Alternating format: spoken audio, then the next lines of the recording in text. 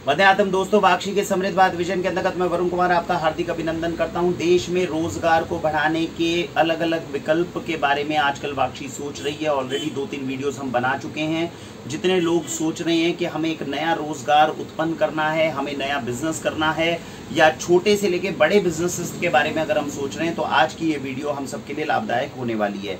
मैं आपको बता दूं, डिस्क्रिप्शन के अंदर मैंने काफ़ी लिंक्स दिए होंगे। जितने अब तक के हमने आपको बिजनेस करने के ऑप्शंस दिए हैं, उन सब के लिंक्स जो है मैं कोशिश करूंगा डिस्क्रिप्शन के अंदर डालने की। उन सबको आप क्लिक करके अच्छे से समझेंगे तो ऑर्गेनिक इंडस्ट्री में कैसे हमें एंटर करना चाहिए, इसका थोड़ा प्रारूप आपको मिलेगा और ज़्यादा अच्छे तरीके से आप एंटर कर पाएंगे। आज की इस वीडियो के अंदर मैं आपको एक और विकल्प एक अच्छे बिजनेस का देने जा रहा हूं। अगर कोई समझदार इंसान हो जो एंटरप्रेन्योरशिप की तरफ आगे आना चाहता हो, कुछ नया करना चाहता हो, देश के अंदर एक नई एक रेवोल्यूशन लाने की अगर उसका सपना हो, तो उनके लिए आज की वीडियो लाभदायक हो सकती है। लेकिन स्टार्ट करने के लिए कम से कम आपके पास अपनी कैपिटल होना चाहिए। जैसा वाक्षी बोलती है कि उधार या लोन लेकर चीज़ों को शुरू करना हमारे हिसाब से सही नहीं रहता। आपके पास अगर अपने पैसे हैं और आपको लगता है 30 से 35 लाख की मिनिमम आपके पास में अपनी इन्वेस्टमेंट है जो आप नए बिजनेस में लगा सकते हैं, तो ये वीडियो आपके लिए हेल्पफुल होने वाली है। और ये बिजनेस होने वाला है ऑर्गेनिक रेस्टोरेंट का बिजनेस। अब आप जानते हैं ऑर्गेनिक रेस्टोरेंट का बिजनेस जो है वो देश के अंदर कहीं ज़्यादा नहीं है। ऑर्गेनिक आपको स्टोर्स मिल जाते हैं, लेकिन आप किसी रेस्टोरेंट में जाए और वहाँ पर जाने के बाद में आपको ये विश्वसनीयता दी जाए कि जितनी चीज़ें हम आज आपको परोसने वाले हैं वो आपके घर के खाने के समान ही न्यूट्रिशियस है, आपके लिए हेल्दी है और आपको आगे जो है आपके शरीर के लिए वो ज़्यादा बेनिफिशियल होने वाली है। इस तरह के रेस्टोरेंट्स आपको पूरे भारत में नहीं दिखते।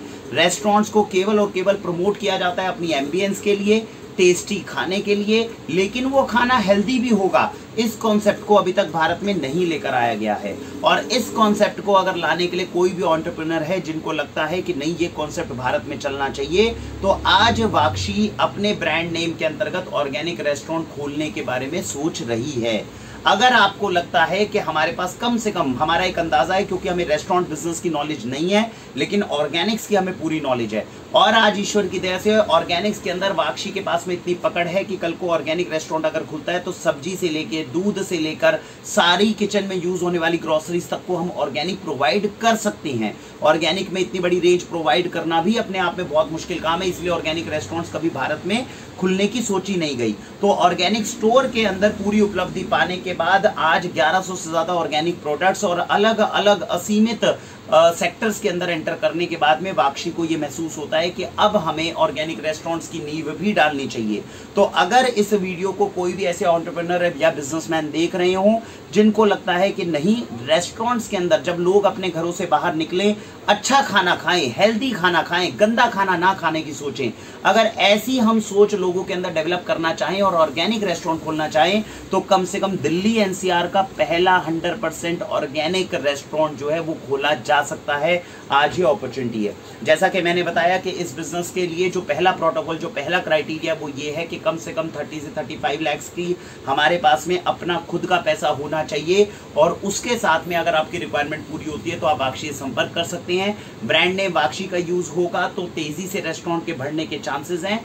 यूजुअली वाक्षी फ्रेंचाइजी के ऑप्शंस को नहीं देती थी अब तक, लेकिन रेस्टोरेंट के केस में हमें लगता है कि हम ये रिस्क लेने को तैयार हैं। ऑर्गेनिक रेस्टोरेंट में अगर कोई भी इंटरेस्टेड है तो वो हमसे संपर्क कर सकते हैं, यहाँ के बैठक कर सकते हैं। और हमारी कोशिश है, हम इस तरह का सोच रहे हैं कि organic restaurants, organic cafe, organic milk bars, तो इस तरह के अलग अलग ऑप्शंस हो सकती हैं ऑर्गेनिक में जिनको शुरू किया जा सकता है। हमें लेकिन साथ में एक ऐसा एंटरप्रेन्योर चाहिए जो अच्छे तेज दिमाग के साथ में, अच्छे मन के साथ में, लोगों को कुछ अच्छा खिलाने की भावना के साथ में अगर इस सेक्टर में आना चाहे तो उनका स्वागत है। आज की वीडियो से मैं ये बताना चाहता था। तो मुझे उम्मीद है कि जो सीरीज हम लगातार जो सोच रहे हैं, अलग अलग बिजनेसेस को डेवलप करने की नई नई ऑप्शंस दे रहे हैं, वो आप सभी को पसंद आ रही होगी। जितने भी नए एंटरप्रेन्योर्स हैं उनको उन सारे सेक्टर्स पे फोकस करना चाहिए जिसमें इन्वेस्टमेंट ज़्यादा नहीं होती, और जो बिजनेसमैन है जिन्हें लगता है कि इन्वेस्टमेंट करके हम कुछ नया खड़ा कर सकते हैं, उनको इस तरह के सेक्टर्स में आना चाहिए। इसी के साथ भारत वंदे मातरम।